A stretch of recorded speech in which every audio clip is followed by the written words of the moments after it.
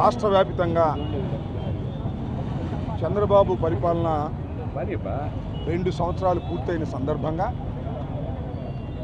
వెన్నుపోటుకి 2 సంవత్సరాలు అనేటువంటి ఒక కార్యక్రమాన్ని వైఎస్ఆర్ కాంగ్రెస్ పార్టీ రాష్ట్ర వ్యాప్తంగా తీసుకుంది.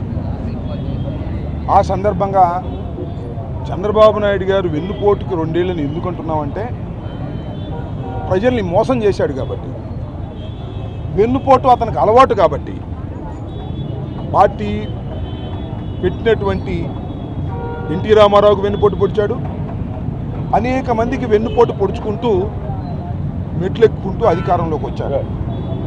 ఇవాళ రాష్ట్ర ప్రజలకు కూడా ఇచ్చిన వాగ్దానాన్ని నెరవేర్చకుండా వెన్నుపోటు పొడిచాడు.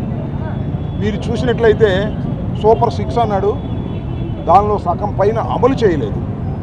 ఆ చేసినవి కాసినవి కూడా అరకొరగా అమలు చేశాడు.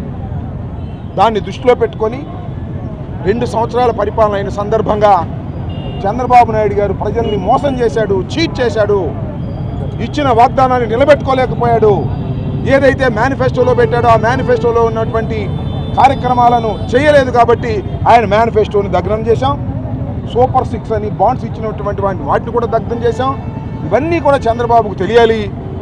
అదేవిధంగా రాష్ట్ర ప్రజలు కూడా మోసపోయామనే భావన రావాలి అనే ఉద్దేశంతో ఒక ప్రతిపక్షంగా వైఎస్ఆర్ కాంగ్రెస్ పార్టీగా 5 సంవత్సరాలు ఈ రాష్ట్రాన్ని పరిపాలించినటువంటి రాజకీయ పార్టీగా, ఇచ్చిన ప్రతి వాగ్దానాన్ని నెరవేర్చుకున్నటువంటి రాజకీయ పార్టీగా మేము వాళ్ళ ప్రజల్లోకి తీసుకువెళ్ళేటటువంటి కార్యక్రమం చేస్తున్నాం. దీన్ని ప్రజలు గమనించాలని కూడా ఈ సందర్భంగా మనవి చేస్తున్నాం. ప్రజలారా, ఆంధ్రప్రదేశ్ ప్రజలారా, ఓటర్లారా, మీరందరూ మోసపోయారు. ఇచ్చిన వాగ్దానాలు ఒక్కటి కూడా నెరవేర్చలేదు. నిరుద్యోగ భృతి 3000 ఇస్తానంటే నిరుద్యోగులు మోసం చేశాడు. శ్రీనిధి అని చెప్పేసి మహిళలకు 18 సంవత్సరాలు నిండిన ప్రతి మహిళకి 1500 రూపాయలు నెలకి ఇస్తానని దాన్ని మోసం చేశాడు. ఈ విధంగా అనేకమైన మోసాలు చేసి అధికారంలోకి వచ్చినటువంటి చంద్రబాబు నాయుడు గారి యొక్క నిజస్వరూపాన్ని, దొంగ స్వభావాన్ని బయట పెట్టేందుకే మేము పెద్ద ఎత్తున కార్యక్రమాలు చేస్తున్నాం.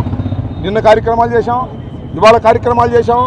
మళ్ళా 9వ తారీఖున గుంటూరులో పబ్లిక్ ఒక టౌన్ హాల్లో మీటింగ్ పెడతాం.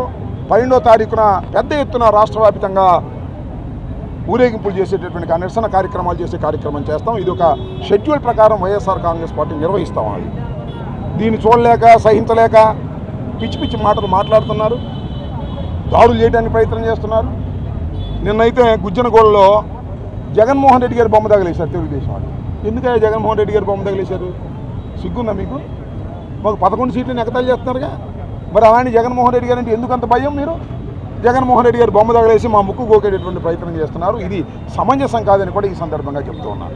చంద్రబాబు నాయుడు గారు చెప్తున్నట్టు వాళ్ళ పేపర్లో చూసా, దుష్ప్రచారం చేసే వారి మీదంట కేసులు పెడతారంట. మా మీద పెడితే పెట్టాడు, పత్రికల మీద కూడా పెడతారంట, వీడియో ఛానల్స్ మీద కూడా పెడతారంట. ఆయనకి భజన చేయాలి. మీరు భజన చేస్తే కేసులు పెట్టడు, భజన చేయకుండా వాస్తవాలు చెప్పారనుకో ఇవన్నీ అవాస్తవాన్ని కేసులు పెడతామంట. పెట్టు చూద్దాం. కేసులు పెట్టవా? మీడియా మీద కేసులు పెడతావా? వాస్తవాలు చెప్పేటటువంటి కేసులు పెడతావా? ఎందుకంత భయం? మీడియాలో ఒక వాస్తవమో అవాస్తవం వచ్చిందనుకో ఎందుకు భయపడుతున్నావు? నాకు అర్థం కాలేదు. చెప్పాలి కదా నువ్వు సమాధానం చెప్పుకునే పరిస్థితిలో నువ్వు లేవు. అందువల్ల ఎవరైతే గొంతెత్తి అరుస్తున్నారో నీ అన్యాయానికి వాళ్ళ మీద కేసులు పెడతావు, పత్రికల మీద కేసులు పెడతావు, మనుషుల మీద కేసులు పెడతావు, మీడియా ఛానల్స్ మీద కేసులు పెడతాం. అంటే మీడియా అంతా కూడా భజన చేసే కార్యక్రమం చేస్తే మనం చూస్తూ ఊరుకుంటాడనమాట. 2 సంవత్సరాల పాలన పూర్తయిన తర్వాత నీ మీద వచ్చిన వ్యతిరేకత ఇంత అంతానా చంద్రబాబు నాయుడు గారు గుర్తుపెట్టుకో. దుర్మార్గమైనటువంటి పరిపాలన మీరు చేస్తున్నారు. 2 ఏళ్లకే 5 ఏళ్లలో రావాల్సినటువంటి ప్రజా వ్యతిరేకత వచ్చింది. నేను మనవి చేస్తున్నా, అయ్యా మళ్ళా వచ్చేది జగన్మోహన్ రెడ్డి గారే. జగన్మోహన్ రెడ్డి గారిని ఎందుకు పోగొట్టుకున్నాం? అనేక సంక్షేమ కార్యక్రమాలు ఇచ్చాడే. ప్రతిరోజు, ప్రతి సంవత్సరం, ప్రతి నెల డబ్బులు పడతా ఉన్నాయే. ఆ డబ్బులు మనం ఖర్చు పెట్టుకునే వాళ్ళమే, ఖర్చు పెట్టుకునే మార్కెట్ పెరిగేదే. అన్ని రియల్ ఎస్టేట్ ఎంత బ్రహ్మాండంగా జరిగిందండి జగన్మోహన్ రెడ్డి గారి టైంలో. ఇవాళ రియల్ ఎస్టేట్ ఉందా? కొనేవాడు ఉన్నాడా? అమ్మేవాళ్ళు అల్లాడిపోతున్నారు. మొత్తం ఆర్థిక వ్యవస్థనంతా కూడా కుప్పకొల్చినటువంటి ఘటన సమర్థుడు నారా చంద్రబాబు. ఆయనకు కావాల్సింది ఏంటంటే అమరావతి తప్ప రెండో భజనే లేదు. ఈ దుర్మార్గమైన పరిపాలన 2 సంవత్సరాలు ముగిసింది, ఇంకా 3 సంవత్సరాలు ఉంది. ఈ 2 ఏళ్ల వెన్నుపోటుకు నిరసనగా పెద్ద ఎత్తున నిరసన కార్యక్రమాలు తెలియపరుస్తున్నాం. దాన్ని ప్రజలందరూ గమనించాలి. ఈ సందర్భంగా తెలియపరుస్తున్నాం. ధన్యవాదాలు.